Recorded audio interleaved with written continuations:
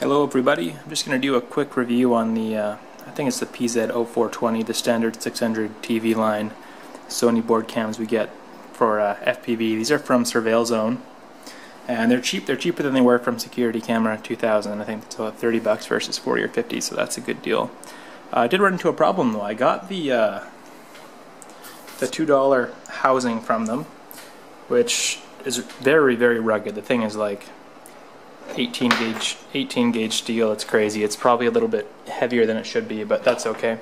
Anyways, I went to put the thing together, and first of all, they don't mention this, but you need to actually remove the entire black lens housing off the board by taking the screws out of the back and pulling that whole housing off to reveal just a sensor underneath, which you should protect, but I've already kind of screwed mine up.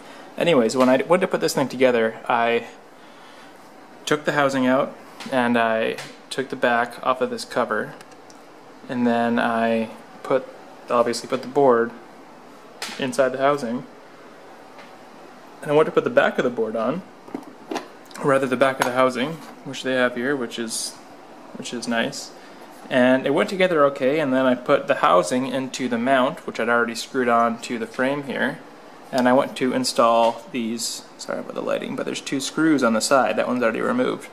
I went to install the two screws, and when I was installing them I heard just a slight little crunch, which is never a good noise, but I didn't think much of it. Anyways, naturally, as things go, I turned the thing on and I fired it up and it was getting no video. Just a blank, not fuzz, but just a blank screen. So there was no data in the signal.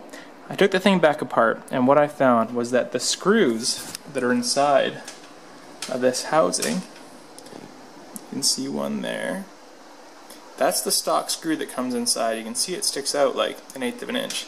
And I've actually, I haven't put it back in yet, but in the package with the camera, they send you some screws that are a little bit smaller.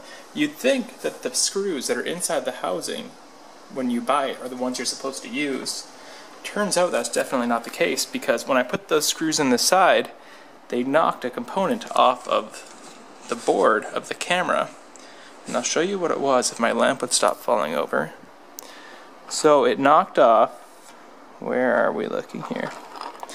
This little guy right here, the light right in here. You can probably see the fresh solder blob on it. I know this is going to be practically impossible to see, but it's a small little IC or semiconductor of some kind. I don't know what it is. I mean, the tag on it says 861XG. I think it has just two joints onto the board, and then a third one that's just securing it onto the board. And that little thing got knocked off. That one right there in the center. So it just tore up one of the leads off the board. Luckily it didn't rip the trace off the board as far as I can tell. So I got my soldering iron out and I gave it a little dab on all three corners, and it seems to be resecured. Anyways, the moral of the story is watch it when you install these things and take these long stock screws out, because they don't work, and instead install the much shorter screws that they install with the kit. So I'm going to put those in there now. So I've installed the shorter screws, which you probably can't see at all. Anyways, they don't protrude into the housing nearly as much, probably like a third the amount the previous ones did. So I'm assuming that we can take this little sucker now. Again, this shouldn't be exposed really at all, but since this thing might already be garbage, I'm going to let it go. And I'm assuming that we just drop this inside here. And what I can tell you is that it still seems to be getting hung up. Oh, maybe not. It seems like it's still getting hung up on those screws a little bit.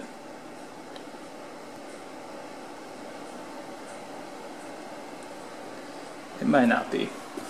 I'll try to throw the back on here and see if it makes any more terrible noises. But you can see where,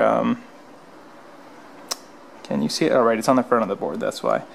You can see on the front of the board where that screw came in and knocked off that little IC there. So when I look down, I see this thing, it looks like it's sitting flush on the little mounting tabs in there now. So I think that we're in better shape than we were before. And when I look at the back housing, it's sitting fairly flush as well. So I'll throw some screws in there and then we can put the lens back in. So the screws are back in. I didn't hear any crunching noises that time, which is good. You can see the adapter lead I soldered up for this, which is good, and my FPV transmitter sitting in its nice 3D printed housing, which is almost perfect, close enough. Just going to get our lead back in there.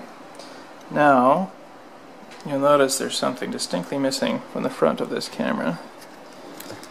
What we need to do is put the lens back in. So, screw the lens out of the housing.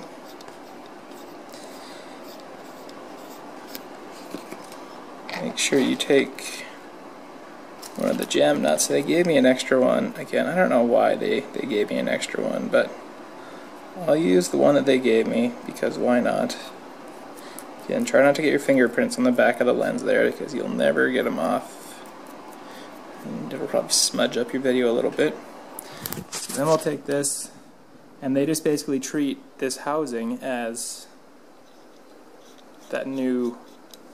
as a replacement for this black plastic thing, because the housing itself is threaded. So to figure out how far in this is going to have to go, we're going to have to plug everything in and fire up the video. So here's something interesting. My ready-made RC screen wouldn't actually pick up the video until I'd adjusted the focus on the camera, so that makes things kind of difficult, but I'll be able to show you here just by turning this in and out. You can see the focus will go out on here, and now it's actually focused. It's like a macro focus, right? So you can adjust the position of the lens until you get the focus right where you want it to be. And I actually had to check this by looking in my Sky Zone goggles. That's how I had to tune it initially because the ready-made RC screen wasn't picking it up. But I'll get this focused and locked in, and that should be it. All that seems to be working fine. I got it focused in and it's working for now, so we'll see if it holds up or not. These cameras seem to be a good value. Good buy for the money at least, but yeah, make sure you watch it with these little casings that you don't knock anything off that board when you need to put them on. But if you're careful, I'm sure you'll be just fine. Learn from my mistakes. Thanks for watching.